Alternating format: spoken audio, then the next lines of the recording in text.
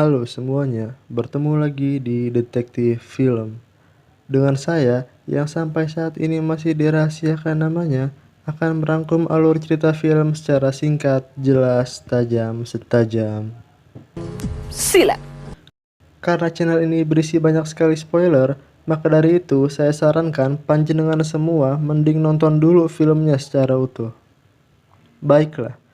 Pada kesempatan kali ini, Detektif Film akan merangkum film yang berjudul The Cold Pursuit. Film ini diperankan oleh salah satu aktor favorit saya yang bernama Liam Neeson yang berperan sebagai Niels. Ya udah, tanpa berlama-lama lagi, langsung aja saksikan rangkumannya. Di awal film, kita diperlihatkan Pak Niels yang sedang bersiap menghadiri suatu acara di kota tempat tinggalnya untuk menerima penghargaan tahunan sebagai warga terbaik. Masih di hari yang sama, nampak seorang anak laki-laki bernama Kel yang sedang bekerja memindahkan barang-barang dari pesawat, yang mana si Kel ini adalah anak Pak Niels, dan ketika dia selesai bekerja, bersiap untuk pulang, tiba-tiba seorang pria menodongkan senjata ke wajahnya dan tentu saja membuat Kel sangat terkejut. Saat dalam penculikan, ternyata selain dirinya, di dalam mobil juga ada seorang pria yang lebih dulu diculik, yang mana pria tersebut adalah Dante yang tidak lain adalah teman si Kel itu sendiri, dan terlihat si penculik sedang menyuntikkan sesuatu ke tubuh Kel. Saat para penculik lengah, Dante yang diculik lebih dulu segera meloncat dari mobil dan berhasil melarikan diri. Esokan paginya, terlihat seorang abah yang sedang membujuk anaknya yang tidak mau sekolah karena sering menjadi korban bullying. Dan si abah malah menyarankan kepada anaknya untuk menghajar teman-teman yang membulinya agar tidak berani melakukan hal seperti itu lagi. You saying I should hit him? Yeah, for a start. Scene kembali ke si penculik yang dengan sengaja meninggalkan Kel yang sepertinya sudah tidak sadarkan diri di pinggiran kota untuk menghindari kecurigaan para polisi.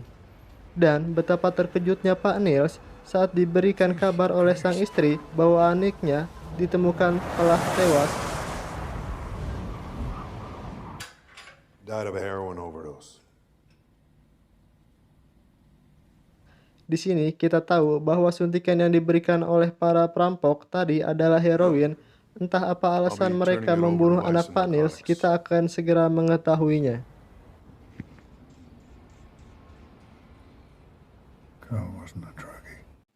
Pak Niels yang begitu sangat terpukul atas kematian sang anak sempat ingin mencoba mengakhiri hidupnya, tapi tiba-tiba muncullah Dante yang semalam berhasil melarikan diri dari para penculik.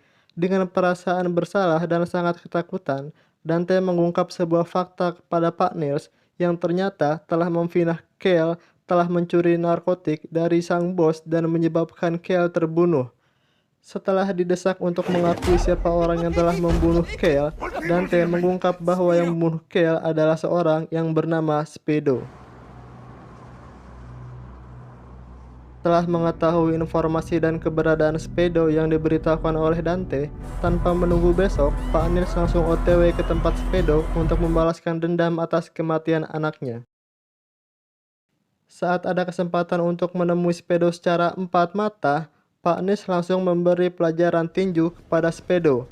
Setelah diberi pelajaran tinju, barulah Speedo mengakui bahwa dia hanya menjalankan perintah dari seorang yang bernama Limbo. Dan tanpa ragu, Pak Niels langsung membuat Speedo bertemu malaikat Israel. Terlihat, salah satu koncone si abah mengabarkan bahwa Speedo menghilang dan tidak bisa dihubungi. Oh, Speedo. Pindah ke scene lain, setelah melakukan persiapan untuk menemui Limbo, Pak Niels langsung OTW ke tempat doi yang ternyata si Limbo ini adalah seorang desainer di kotanya. So, what can I do for you, boss? Tanpa kecurigaan dari Limbo terhadap kedatangan Pak Niels, saat Limbo mencoba untuk meraih pistolnya, tapi Pak Niels lebih dulu menghajar Limbo dengan senapannya. Lagi-lagi, setelah tekanan yang diberikan oleh Pak Niels terhadap Limbo, terungkap seorang yang bernama Santalah yang berada di balik kematian sang anak. Sama nasibnya seperti Speedo, Limbo pun harus kembali terbunuh di tangan Pak Niels. Di sisi lain, si Abah terlihat sedang cekcok dengan seorang wanita yang mana wanita tersebut adalah mantan istrinya yang sedang berusaha untuk merebut hak asuh anaknya. Sesaat setelah mantan istri pergi, koncone si Abah kembali mengabarkan bahwa Limbo menghilang seperti Speedo sejak beberapa hari yang lalu.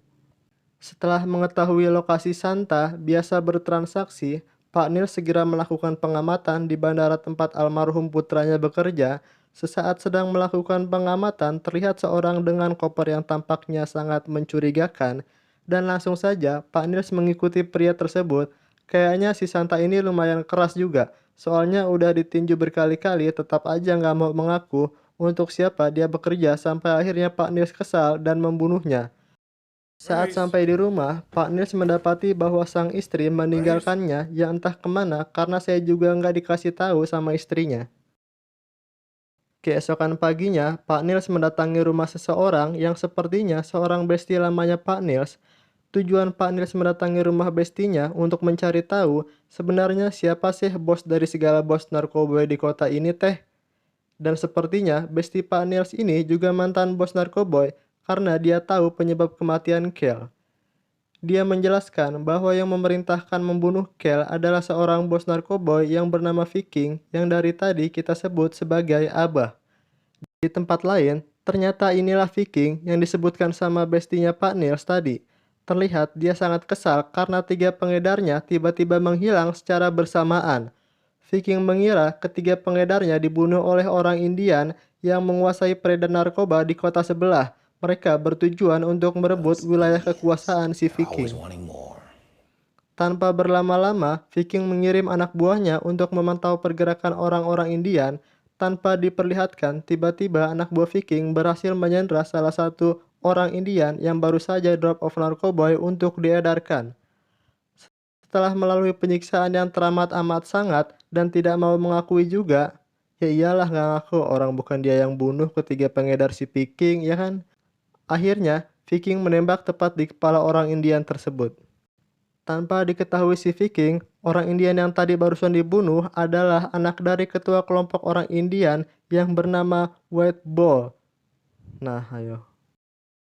Scene kembali ke Pak Nils yang kembali berkunjung ke rumah bestinya, yang mana si besti menyarankan apabila Pak Nils benar-benar ingin membunuh Viking, sebaiknya dia menyewa pembunuh bayaran kenalannya yang bernama Eskimo. Sepertinya Pak Nils menerima saran dari bestinya ini, dan si besti bilang saat pembayaran hanya bisa menggunakan uang cash, tidak bisa transfer apalagi bayar via OVO.